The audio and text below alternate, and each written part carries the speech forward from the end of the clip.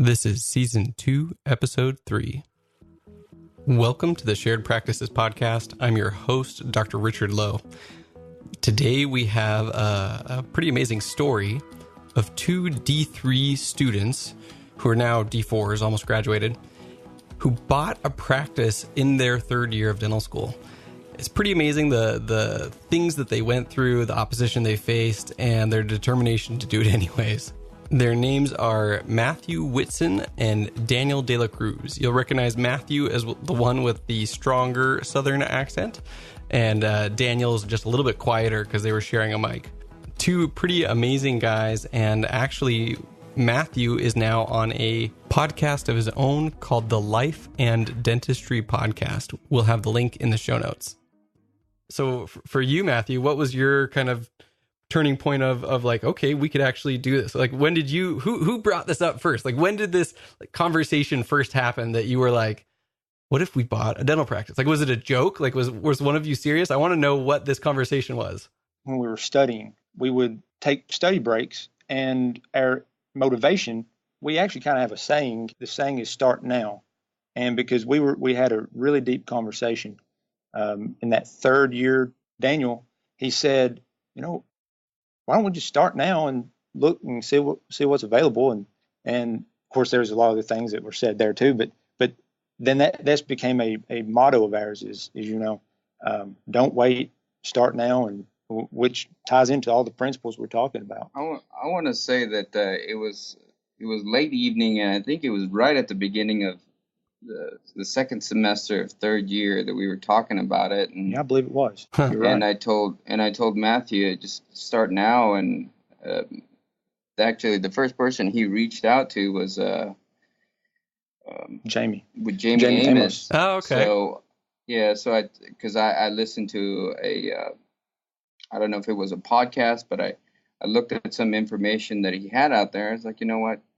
I think this would be down your alley as far as startup, or at least have the same mentality. So I told him, you should contact him or email him. And he goes, yeah, I'll do that. I said, you know what? Why don't you just do it right now? Just start now. and it was a webinar. I believe it was a webinar. I believe that was like we was going to get on or something, and we were both going to get on it. And then afterwards, because he said that, I went and I filled out I just wrote like what I was feeling about what me and Daniel were doing and how we've been talking for quite a while at that point. I have a lot of thanks, very thankful for Jamie, because then I was able to go to his seminars that he has. Okay. I think he had 3 last year, and so I was able to go to his first one in San Antonio and learned a ton. And so that was really the beginning of the whole inspiration and how we got started. Well,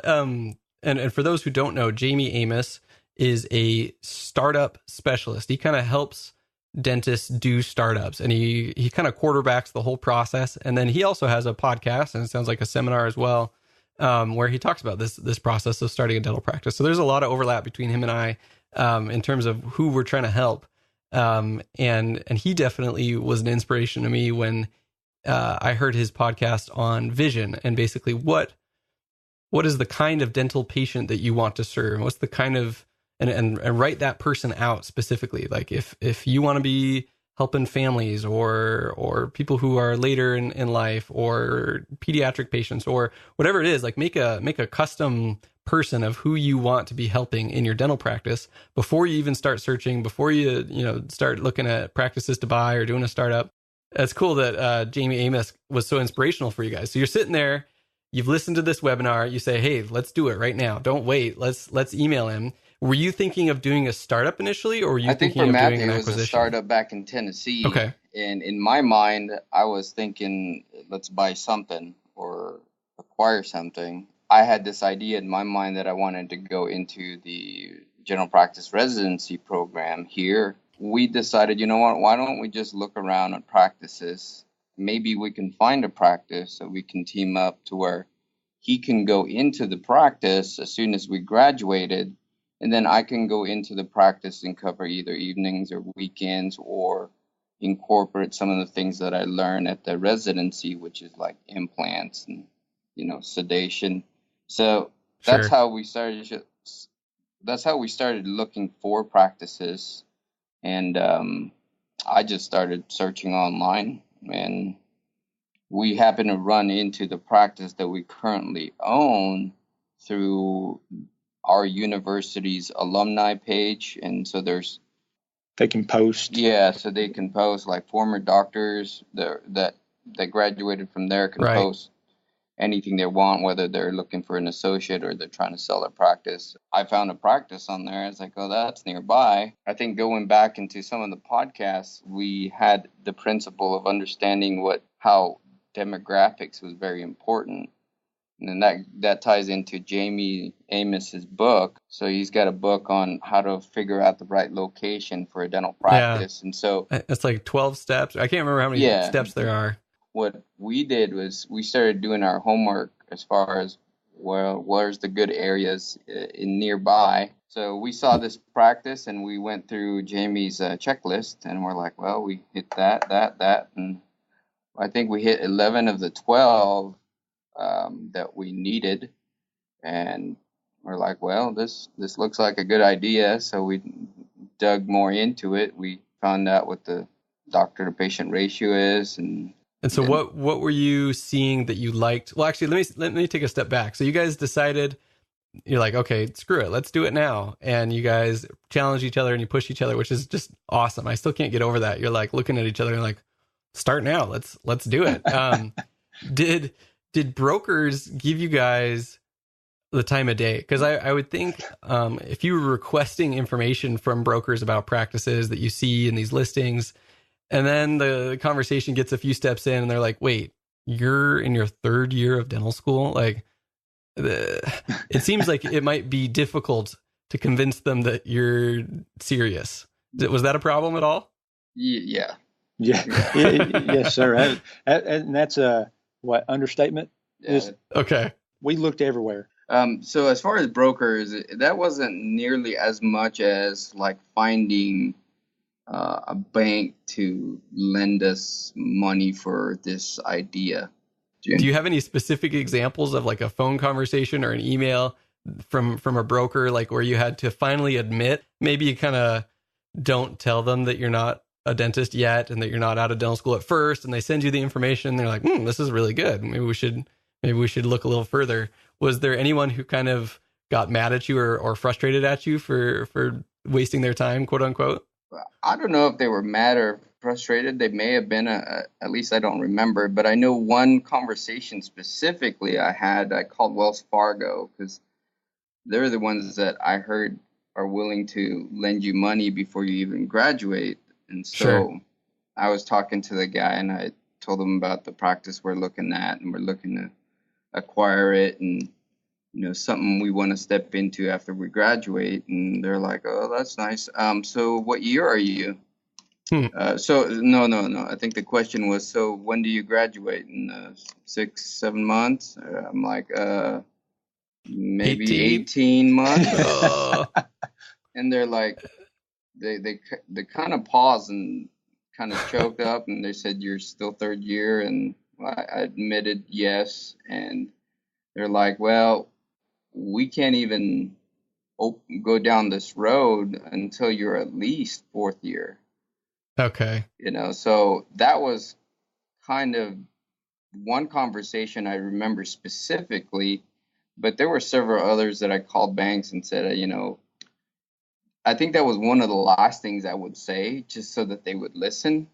And it may have, and a bunch of times it would come down to the information wasn't provided, in the beginning, when it came down to the license number, because of course we don't have anything like that, to at this point. And so that was a biggie right there that would always come up. About that. So we exhausted all the normal loan pathway. So we decided, you know what? Why don't we try other option, which is private lending? So okay. They're the ones that are usually willing to take higher risks. And so I made several phone calls, and it literally came down to, are you a doctor yet? When are you graduating? And so they turned us all down too. So I mean, I kind of lost count how many times we got rejected as far as trying to get a loan. Would you say like 10, 15, 20, 30? Like if you had to guess. I think after about 12 or 15, I stopped counting because I was just demoralized for, I was like, oh, okay, here we go again. Let's try this. But were you doing this while you were looking for practices, or was this kind of after looking at that practice nearby you realized, okay, let's do this. This one looks really good. Let's get some lending now. Or how were you doing this?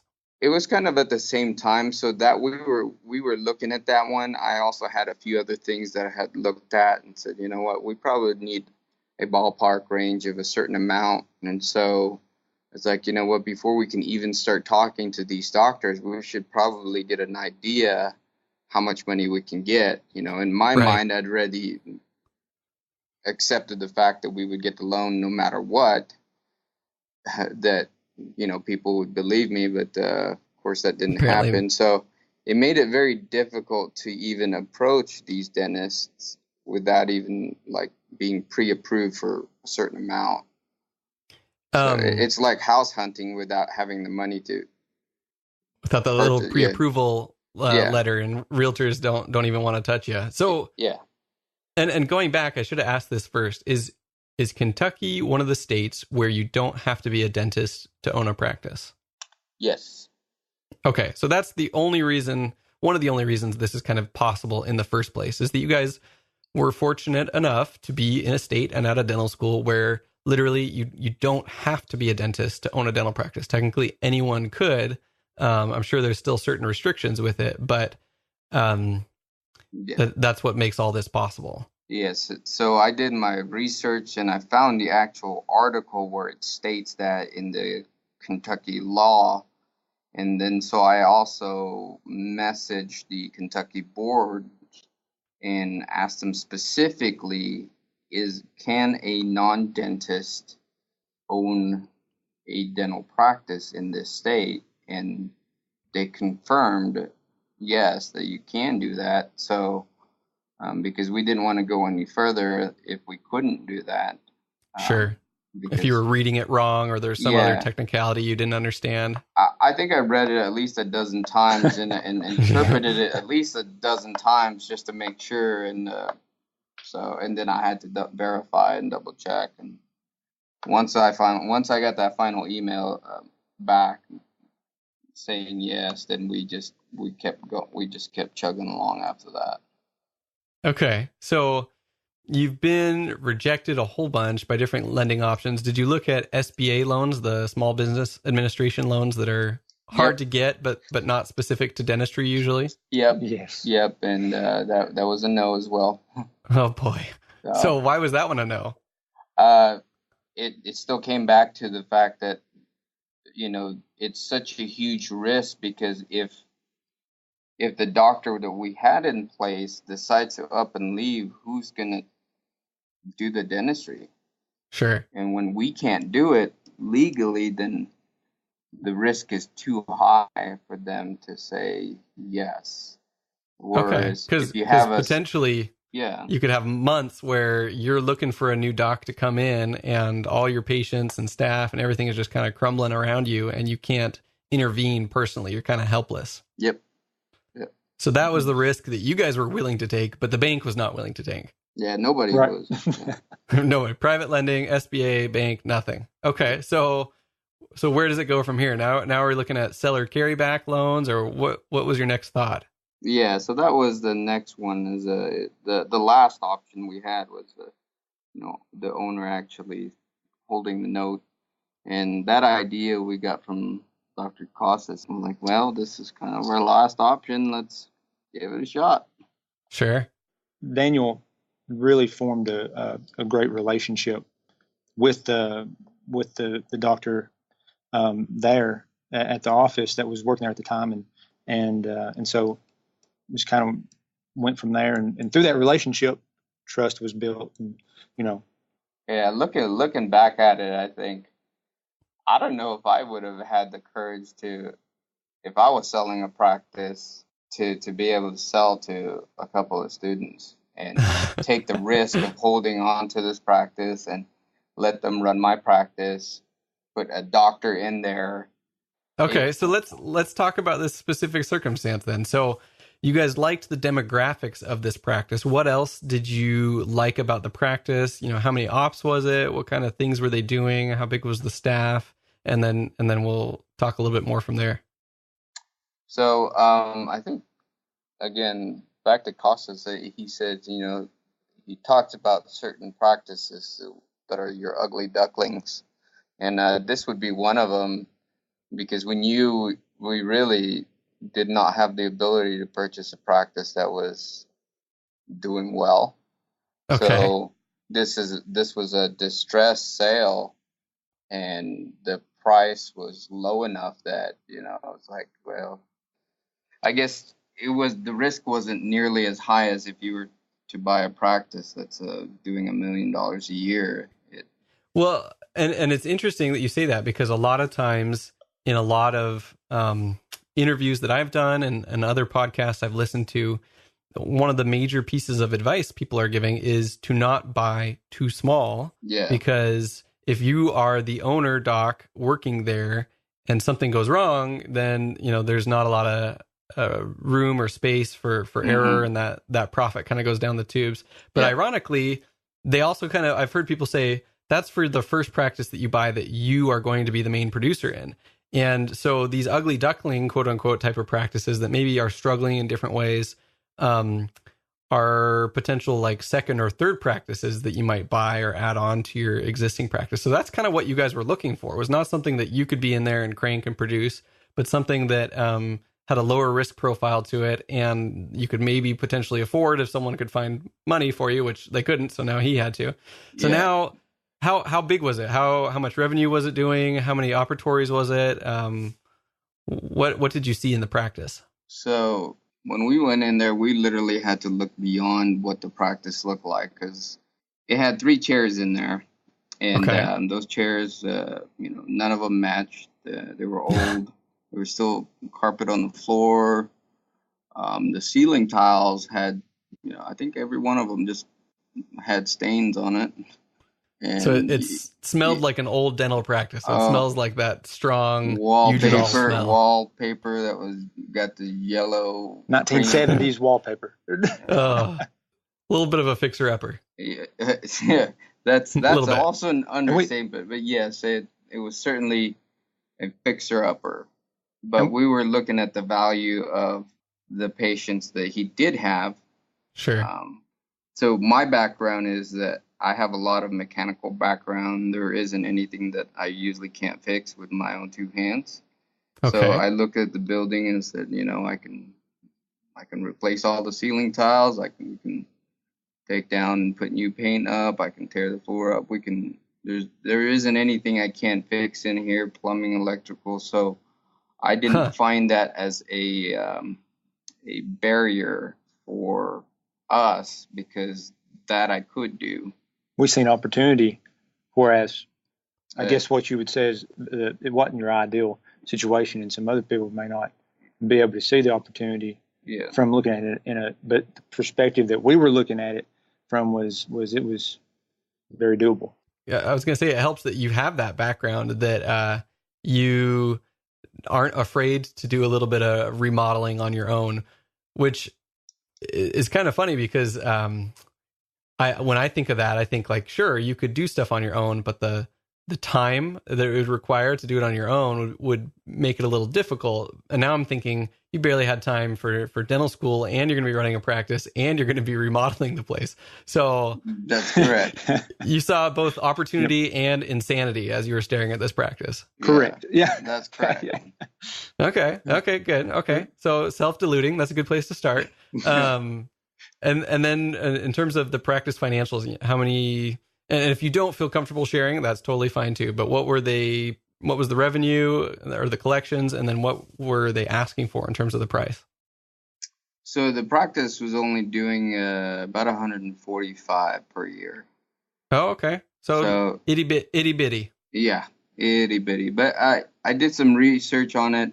Back in its heyday, it was doing, I think, between $5 and $1 million, but it didn't specify like how much, but so I knew the practice had Capability. the capability Sure. of doing so much more. So What were they asking for it? they also own the building. So the building is Oh, two okay. parts. One half is a dental practice. The other half is actually a hair salon. Gotcha. So the valuation, without giving the number away, the valuation for the actual practice itself, I think we purchased the practice for about 50% of what it was doing, so about 75. Okay. And then we also purchased the building with it because we saw, the hair salon as being another source of revenue to kind of pay for the taxes for the building and so forth. So it sounds like they wanted to walk away from everything, and so they did not want the building, they didn't want the practice, and that was probably why it was difficult to get lending as well, is you've got two assets tied up into this, and there's a fair amount of risk from both sides of that. Now it's like a building loan and a practice loan, and the hair salon, while it's a source of income, is not the same sort of source of income as a dental practice. Exactly. And I think that's why they had a difficult time selling it too. They had, I think the previous owners had several offers as far as just buying the dental practice. Some of them just wanted to buy the records. Some of them wanted to just buy the practice, not the building, and just do this transition. And a lot of it really fell into what was the goal and the vision, if that aligned between the seller and us. And so I think that's where it really came down to, is that what our goal was and what our vision was for that practice was in the same alignment as the seller. I think that's the reason why they had enough trust and was willing to tolerate the risk. And that's huge. That's it comes down to this relationship is what allowed this to happen for you guys. So it's not like, was there a broker involved as well, or was it just kind of you and that doc that was talking at this point?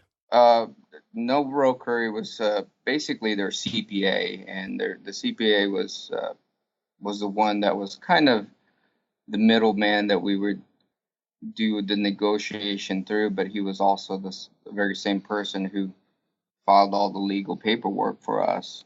Okay, so he kind of took on multiple roles, both for the seller and for you guys. So, and it makes sense. There's not as much meat on this deal for some broker to come in and list it, and it's probably not a very attractive practice to want to sell as a broker. So I think it worked out in your guys' advantage that you were able to meet the doctor in person and build that relationship. And even though there wasn't a broker, you had at least one professional who knew the numbers and could help you transition. I love this story from Dr. Corey Glenn of the first time that he called into Blue Sky Bio with a few questions. I thought I at least owed it to myself to look into Blue Sky Bio because I was hearing more and more about them. So looked into them, actually made a call to their customer service and was asking a very technical question. She said, "You know what? I don't know the answer to that. Can you hang on and let me connect you to Sheldon?" And so Sheldon is one of the owners of Blue Sky Bio. Sheldon Lerner and Albert Zigman are the two owners. And so she connects me to Sheldon, who's on vacation in Israel, and he picks up the phone and then proceeds to talk to me for 30 minutes. No way. And I'm just thinking, did this really happen? And it just blew me away that there was that level of customer service. And then once I knew their names, I start looking and I see that they're posting on Dental Town. Oh, they're all over. Yeah, they're answering people's questions and stuff. He gave me some really good answers, and I ended up going with their Biomax line, which is got the Nobel Active compatible connection. Okay. And have never looked back. I asked if the owners are still taking phone calls. They answered that if you have a question that you think they need to answer or that customer support can't help you with, they'd be glad to set up an appointment via email with the owners. Who does that? That's awesome. The general manager of Blue Sky Bio listened back to our first ad. He was like, "Oh, that is a really good deal. We should probably put some restrictions apply in there."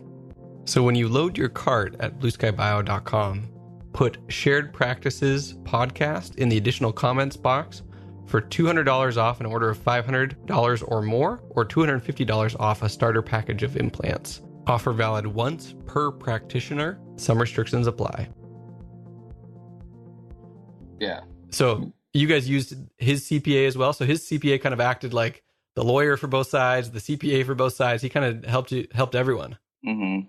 So he's our CPA now. So I mean, nice. I guess he didn't really get a kickback out of the deal. You know, what we paid him for was basically his services for filing the paperwork. Sure.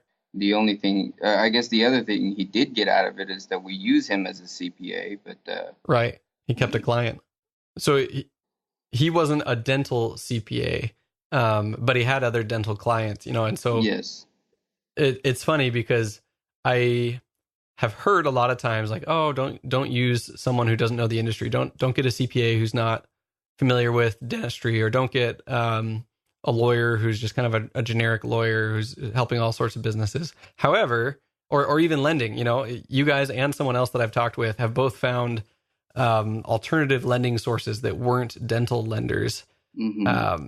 If you can use someone who's an honest person, who you can tell that they're working hard, it's always going to be a risk. Even if you think you found the best person ever, there's always some sort of risk. So at some point, you just have to move forward and use what's available. And it sounds like this guy was very available and willing to help and helped you guys make it happen.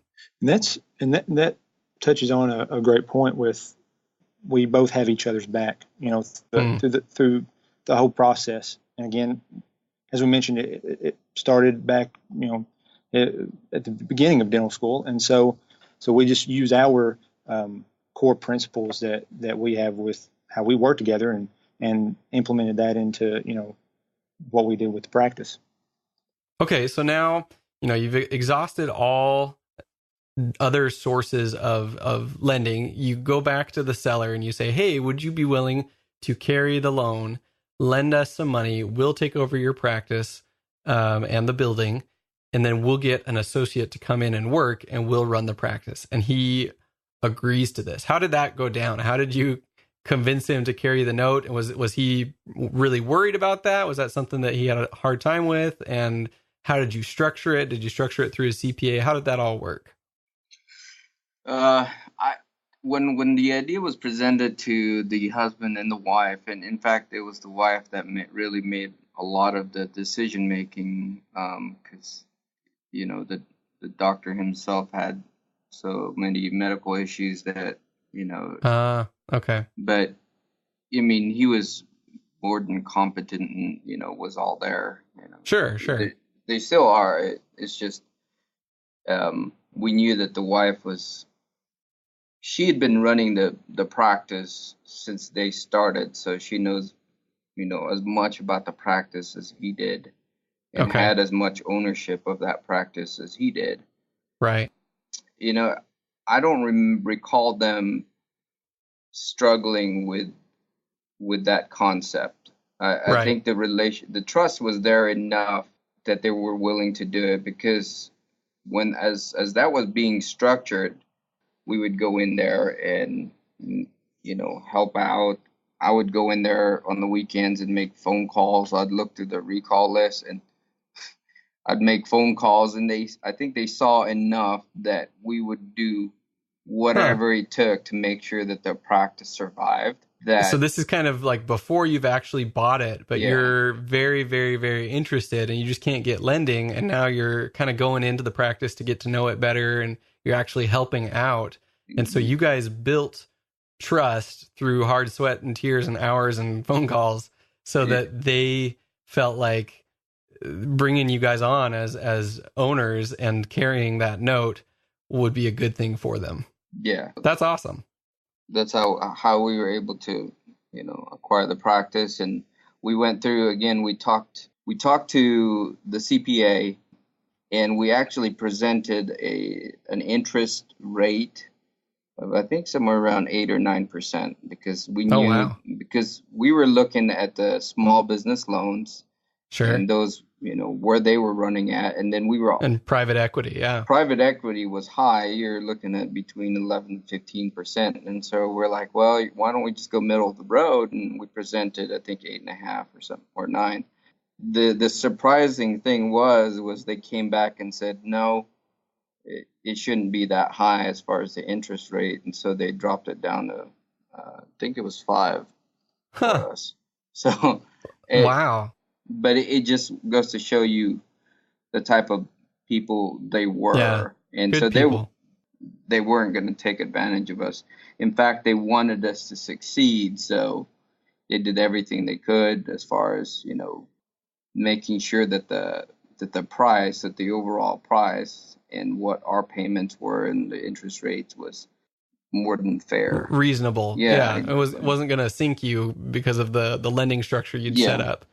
So at this point, you guys are kind of like you were a team at this point, is of how can we exchange value? How can we get this practice over to us, but still take care of you guys? And everyone wanted it to be fair for everyone else. And maybe there was even some benefit for them. I know sometimes if you sell a practice, you have to pay taxes on all of that on top of what other taxes you owe. Okay, so you're using them, you're all on the same page, you've built that trust, you're getting it to happen. Now you have to get an associate into the office. How does that work? That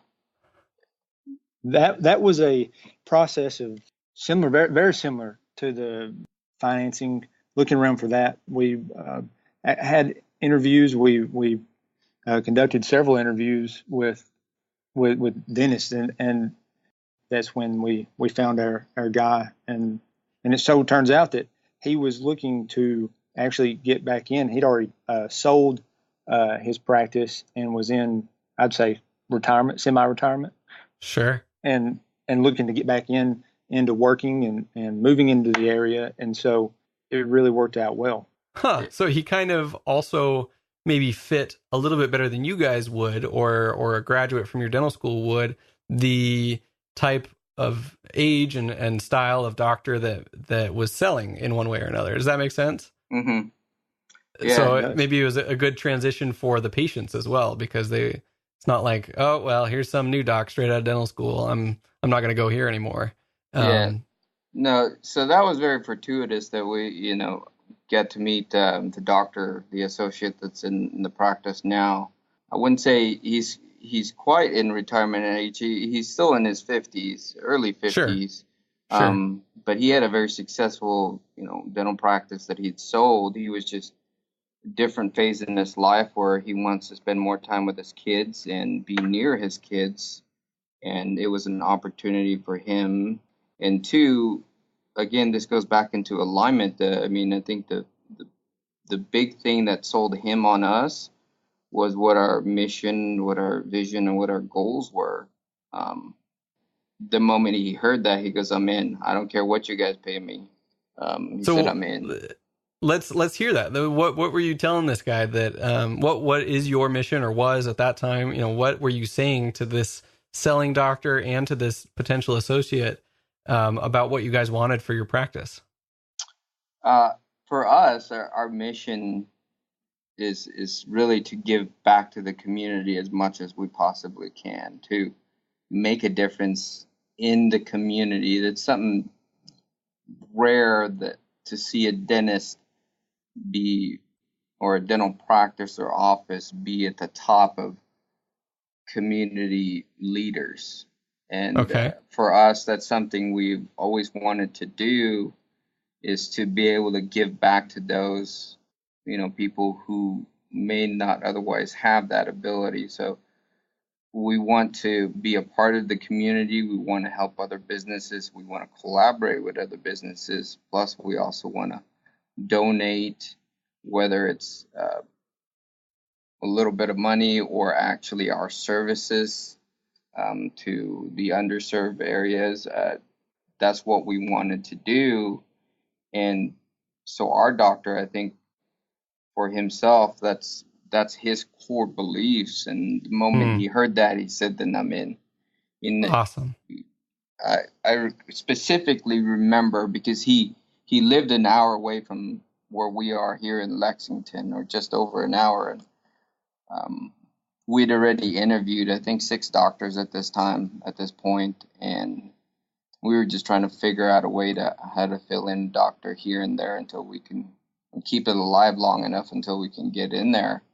Right. And, we actually drove out to this doctor's house and just over an hour away in Bardstown, and we went to his home and we sat down and we talked to him. We just told him who we were, what we wanted to do, our situation with this practice. And I think he's equally crazy like us in that he, decided to believe in a couple of students. But I think really when it came down to it is that we were all in alignment as far as what we wanted to do, what we wanted to accomplish. And the previous 6 or so interviews that we did before, we were like, we were trying to discuss the pros and cons. But I think we left his house with a gut feeling. And we said, wow, that's all we could say. And before we left, the doctor said, you know what, I don't even care what you guys pay me. I'm in. I know you guys need to discuss it, but let me know. I think on our drive back, it took us, I think we made the decision literally the moment we left, but we called them about 10 or 15 minutes later and said, we would love to have you. And that's awesome. And, when you think about the core values that he's all about and we're all about, the principles of, we mentioned things, talked to him about, things we want to do in the community with, veterans and the first responders. And sure. So there's a lot of people that we are reaching out to now, and that's part of the plan and executing it. But that was part of the vision that we had, was to have opportunity to come to a dentist. Well, that's awesome, dude. I'm just smiling that this all worked out. Like, it sounds like you guys put so much stress and work and thought and probably prayers in there too, of just trying to get this to work. And you found a practice that kind of needed you guys, and a doctor associate that was really right up your alley and cared about the same things you cared about. So it sounds like a lot of things finally clicked in place after a whole lot of hard work.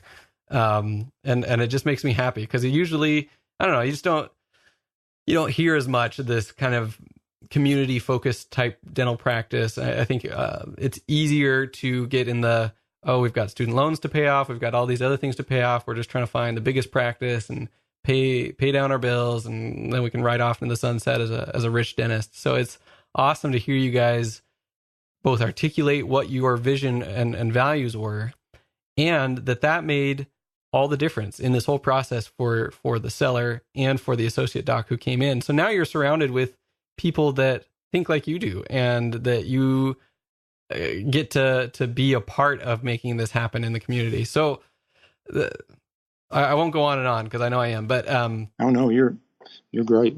It's just awesome. It just makes me happy. It is.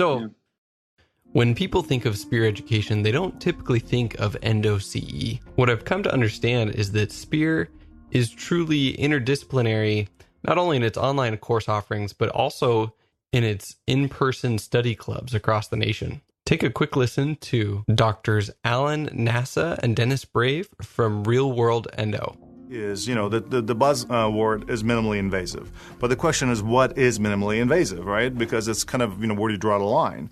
Right. The same thing with instrumentation. In the past, we started from O2 tapered preparations that were done by hand, and then we evolved into, 04, 06, 08, and we ended up, becoming way overzealous in our preparations that had the negative consequence of weakening teeth biomechanically. So I think we've kind of come back, the pendulum has swung back towards more reasonable preparation, which we're going to discuss in this course. Great. And hopefully everyone's going to have an understanding of that right equilibrium that we believe is adequate for adequate shaping in order to produce successful results. One of the things I love in this endo course is that up in the corner of the screen, they show you the burr or the file that they're working with on every clinical video that they show of access and instrumentation, so that you can easily figure out, okay, this is their sequence, this is what they're using, this is how they use it. I think they're all shot under a microscope. So if you want access to this and hundreds of other amazing online interdisciplinary educational videos, go to speareducation.com and request a guest pass. I want to figure out the timeline of all this. So in brief, real quick, from inception of this idea to finding this practice to getting rejected a whole bunch of times and finally deciding on seller financing and then finding this associate that can come in. What length of time was this? How many months was this, and from start to finish? Inception, I would say, was in January. I would say probably middle of January when we started the idea. So that's January 2016? Yes. Okay. To the day we legally owned the practice, which was July 1st. Okay. So about 6 months from, hey, let's do this, to, oh crap, we're practice owners. Yeah. So you got him to agree to come in. How has that worked now? How has it worked that you've been managing this office on nights and weekends and texts and phone calls between classes and patients? What does this look like now that you're doing this on the side? How does that work? Shoot, that's a great question. That's a loaded. That's a Howard Ferran question. Yeah, sorry, multi-part there. Sorry about that. When it comes down to it, I still have a hard time wrapping my head around how we're doing it. But there's so much that we had to learn on our own that you don't know about. Now, we had a pretty good idea with the CE courses that we'd taken on how to run an effective dental practice. Sure. But none of the CE goes into what is an EOB, what's a claim, how do you get accredited, how do you do this, how do you even send in a claim? The day-to-day logistics of insurance and the financials and dealing with all these little teeny things was, I bet it would feel overwhelming if now that's like up to you guys. Oh my, yeah, it was. And so I want to say it was May. It was towards the end of May that I started jumping into the practice and literally immersed myself into learning what this insurance is all about, or how does it work. And it took me, I want to say, the better part of a month and a half, educating, calling insurances, figuring out how things work.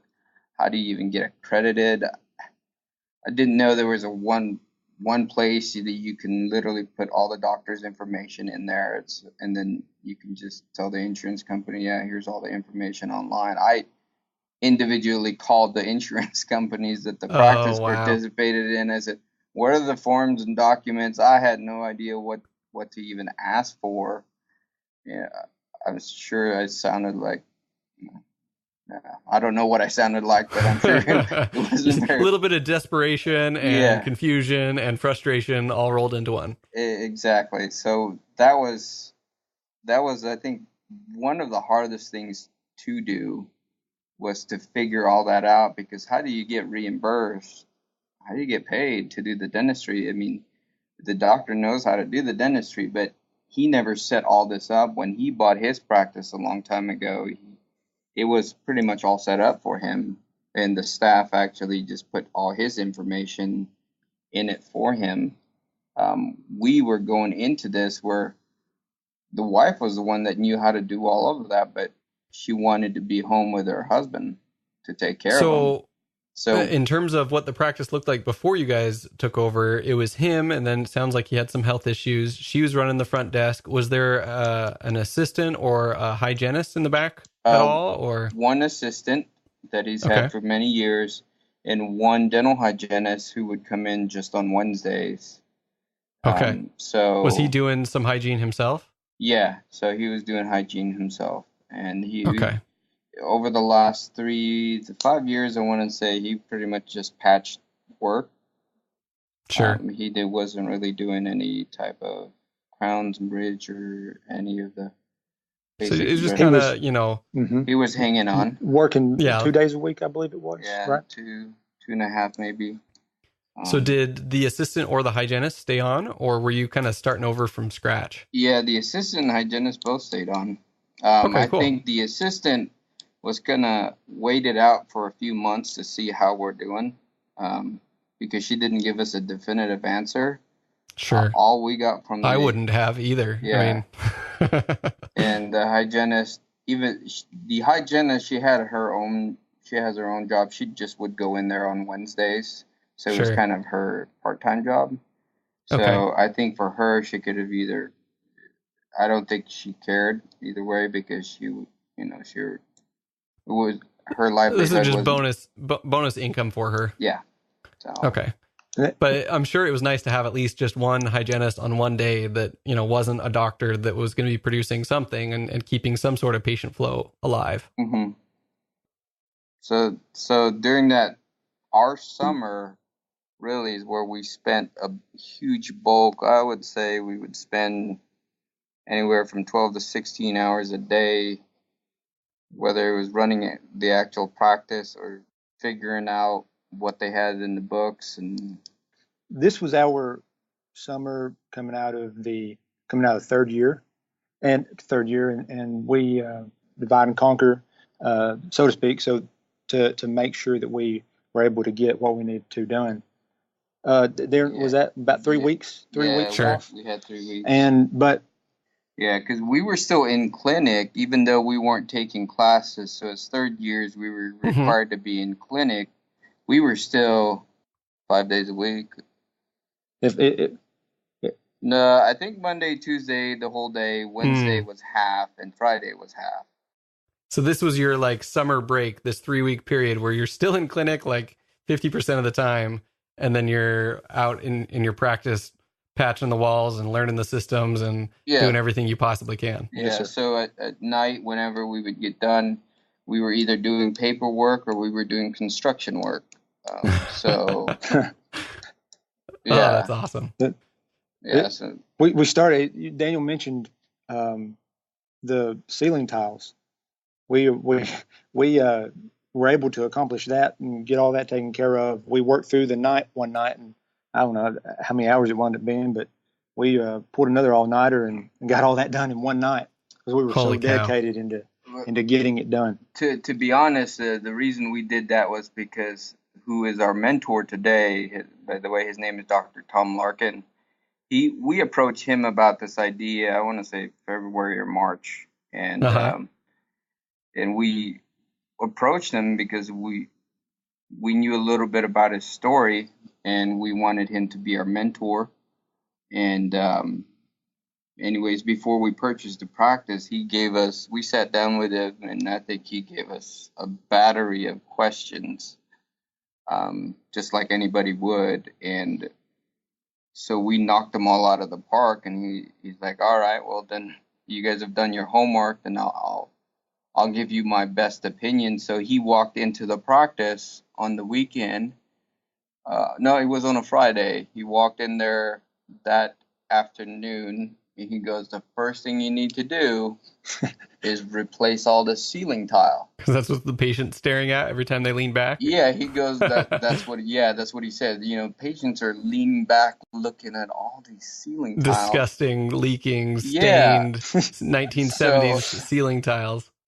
So we told him it'll be done. And so that night he left, I want to say around 4 or 5 in the afternoon. We decided to go to Lowe's and get all the ceiling tile, and we took it apart, and we sent him a text, I want to say 4:30 in the morning the following day, and said, it's all done.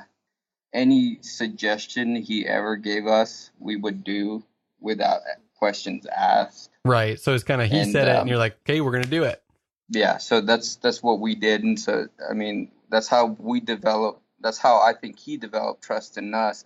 So was he a consultant, or is he just like a general dentist that you really respected and knew somehow? Well, he does everything. Okay. He does everything. He's kind of retired from clinical dentistry just because of his back problems. Okay. But he does speaking engagement. Okay. You will, and he's become part of Productive Dental Academy. Gotcha. I feel like I've heard his name before. When you said that, I just didn't know where. Yeah. listen to the most recent podcast with Dr. Bale and Dr. Tom Larkin. I think Gary Tack had the last podcast about that, but he's really into the oral systemic.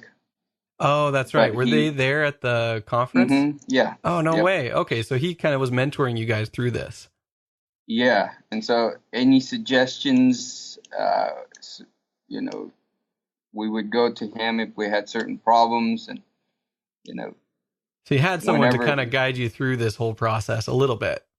It made a huge difference. And that's why we're so thankful for him and for believing in us, because there was a lot that without him it would definitely have been a lot harder. Yeah. And so we love him to death, and we've developed a great relationship with him, and also to give you a little backstory on him, he wrote a book, Business Side of Dentistry. Huh. Okay. And so that's something that he specializes in. Nice. So that we found a lot of value in he did too. Yeah, he also taught for the university that we go to now. Even though he wasn't a professor when we started going here, he taught part of the business management, and he's such a student advocate and proponent. I just heard him talk, I want to say back in first year, and I was just amazed by him. And so when we started doing all this, we're like, well, we need actually somebody we can go to on a regular basis and ask for their opinion. Sure. That has our best interests in mind. And so we approached him. I'm sure he thought we were a couple of crazy students, just like everybody else did. And but we were just persistent with him, and sooner or later he gave us an opportunity. So from then on, we just had this great collaboration relationship with him, and we still work with him. That's awesome. It's mentorship, the exact kind of mentorship that you need in terms of perspective and expertise, and kind of at the same time is going to hold you guys accountable. It sounds like he made sure you guys knew you'd done your homework up to that point. So you've got this support of him, the new associate doc coming in, the old doc and his wife that left. Where have you gone since taking over the practice till now? Has the practice grown? Have you done marketing? Is it cash flowing? Is it panning out? Or what have the struggles in ownership been? It depends on, that's a loaded question. So what would you like to know? I guess, is there certain things that... So the first thing I would ask is, from your initial, what the practice was doing, have you been able to grow collections and 50%, 20%? Yeah. Where are you at now in terms of collections versus when you bought it?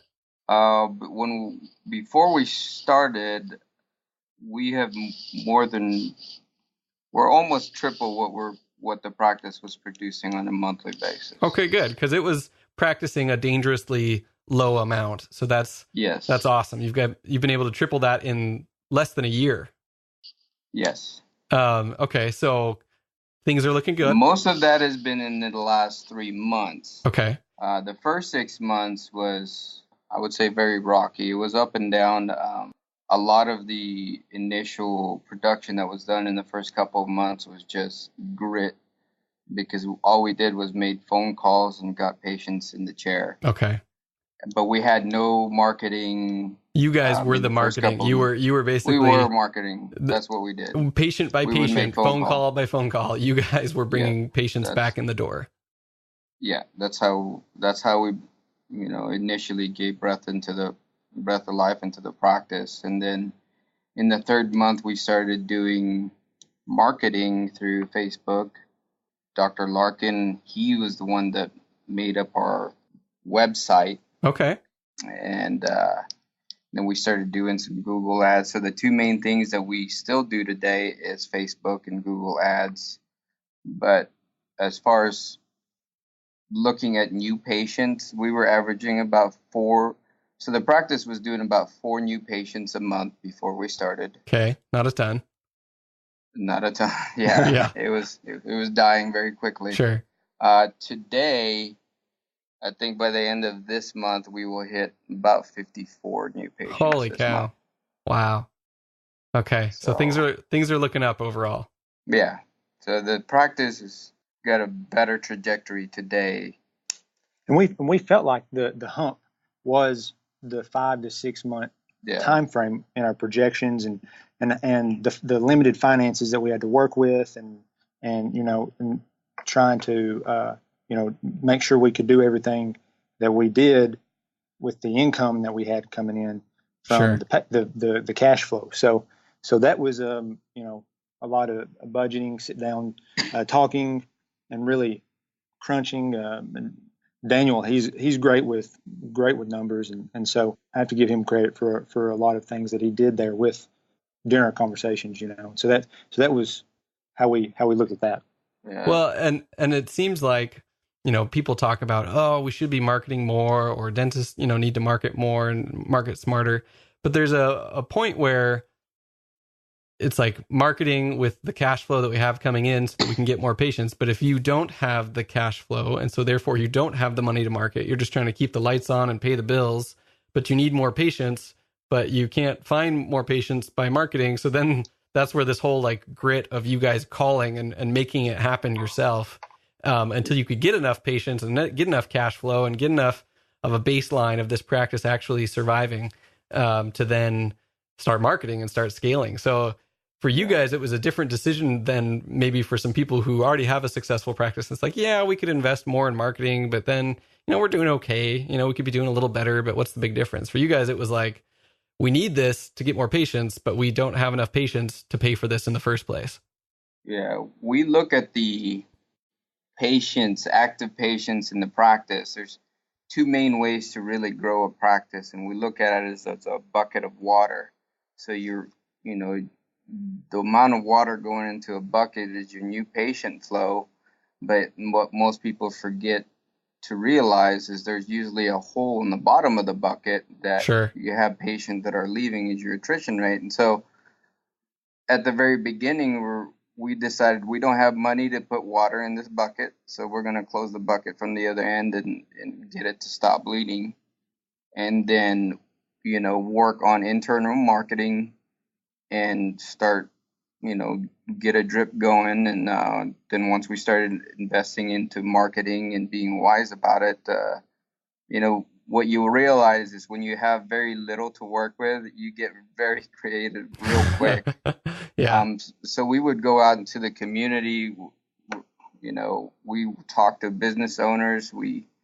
I was even willing to knock on every door. I didn't care what it takes to get patients through the door. And that's a great point. And that kind of goes back to our, our focus and what, how we were, through our struggles growing up, we developed a principle of just, that if we have the right things in mind and have the right priorities, then it will work out. And so, and that's how we approached, that what Daniel was talking about there with the bucket and, and part of what we talked about with Dr. Pat. And so that's a huge thing that I touch on quite a bit is just, that those principles, it means a lot to us. It really does. Yeah, when funding is limited, you have to think outside the box, and that's all we've had to do from, obviously we couldn't get loans or we couldn't get anything the standard way. So we had to, think outside the box, and that's all we do now is think outside the box. And that's part of the reason why we have the patient flow with so little of a marketing budget. Even today, I think people would be surprised how much we spend on marketing today compared to how many patients are walking through the front door.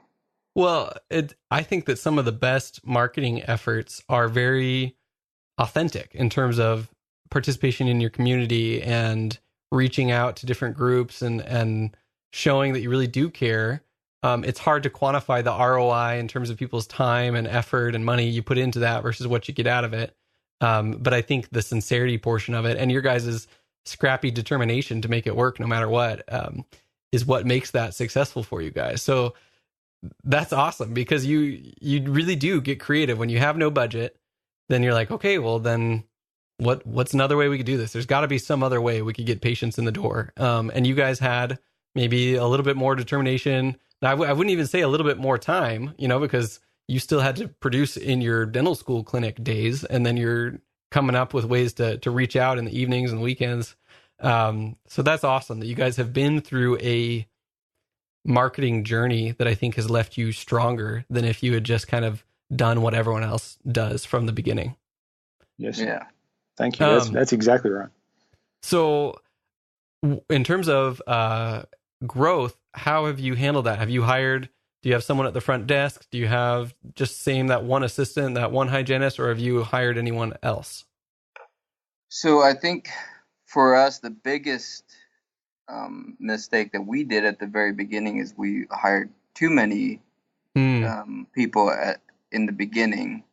So we hired a couple of expanded duty dental assistants. This left us with 3 assistants, one front office person, and 3 chairs. Yeah, and so for some reason we had it made up in our mind that we can pull so many patients in just the first few months. Of course, that was a huge learning curve.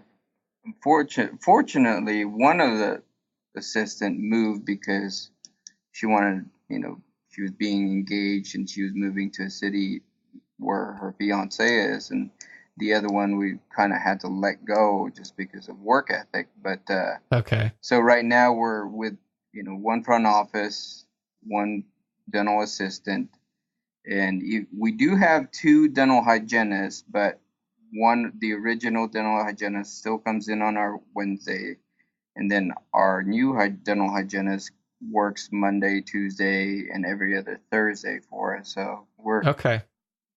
We've gotten to that point where we realize now that before we have set certain benchmarks, so we have to out a certain amount of time.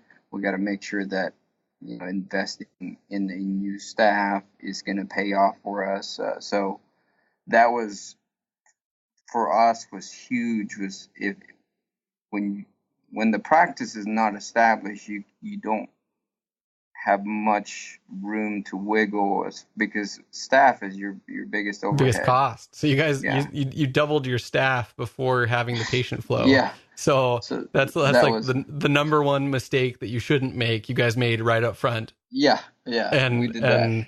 And we're here to talk about it.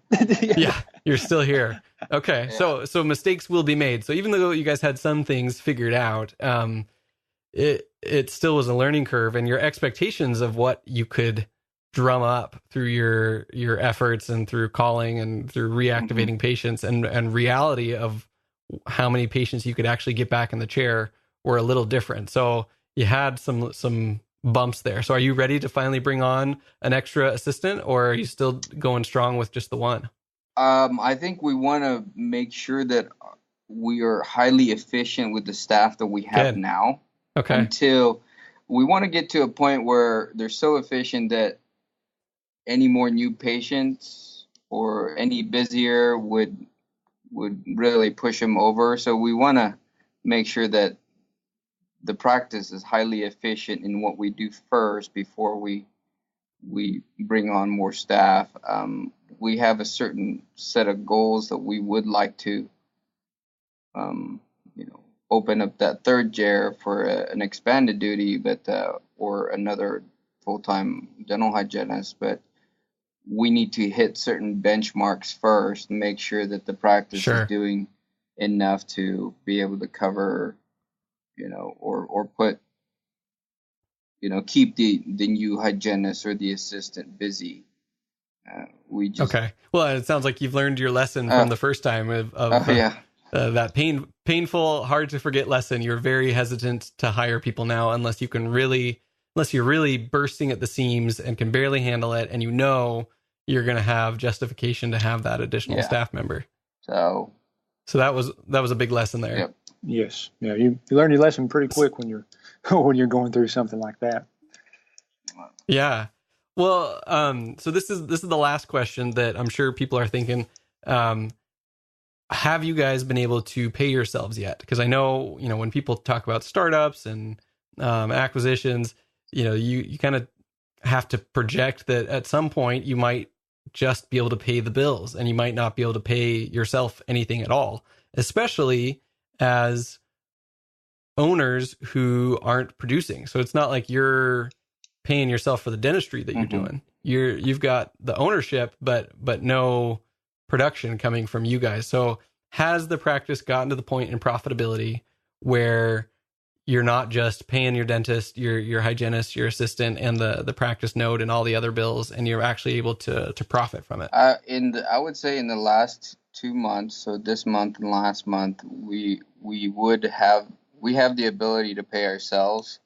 When we started this journey, it wasn't about income for us, and it still isn't. No, I can tell. Yeah. So that's why I asked the question the way that I did, because I knew even if you could, I was assuming that you guys probably wouldn't have paid yourself. So right now, any extra profit is used to increase, developing the practice. So every penny is being reinvested back into the practice, into training staff, into making it the best that it can be.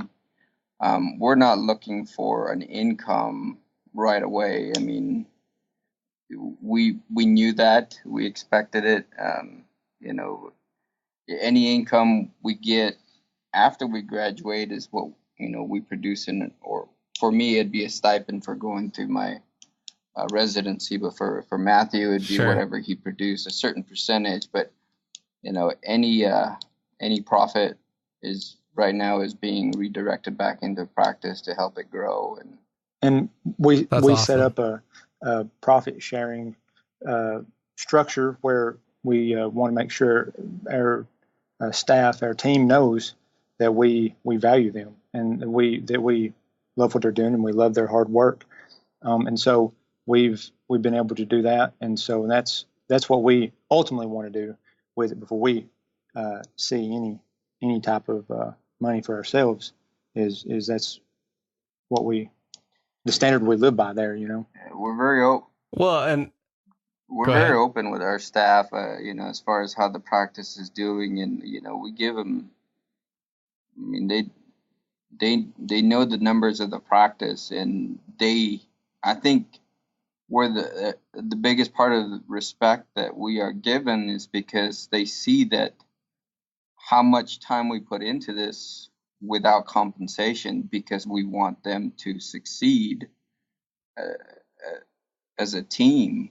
And, so now without question, they work their tails off to help each other. So they've seen you guys take ownership of this whole situation and do everything you could and spend every spare moment and keep this thing alive through your own just sheer grit. And I think, how could you not be inspired by that as someone who is taking home an income from these owners who obviously care so much about the practice and the community?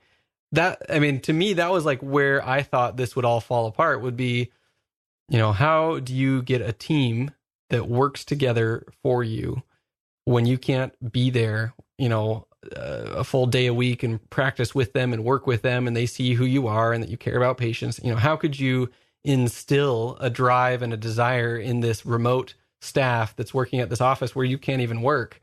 And you guys have answered that throughout this interview, is that you've known what you wanted in terms of your vision and your values, and then you've proven that to your office team through just all of your work and effort. So I think that's part of why you guys have been successful. I think you guys know that as well, that your leadership, even though you're not there every day, is still felt every day because of how you have set this up and everything that you've done this far. So you answered one of my questions going into this that I had, that I was like, how are they able to manage this staff, this team remotely? And the answer is by example, by leadership, by sacrifice and hard work. And now they're doing the same thing for you. So that's awesome. Well, thank you. Yeah, we appreciate that. And that's, that's goes back to the, when you have the right priorities in mind, and it works out for the best for everybody. And so that's we live by, but thank you very much for.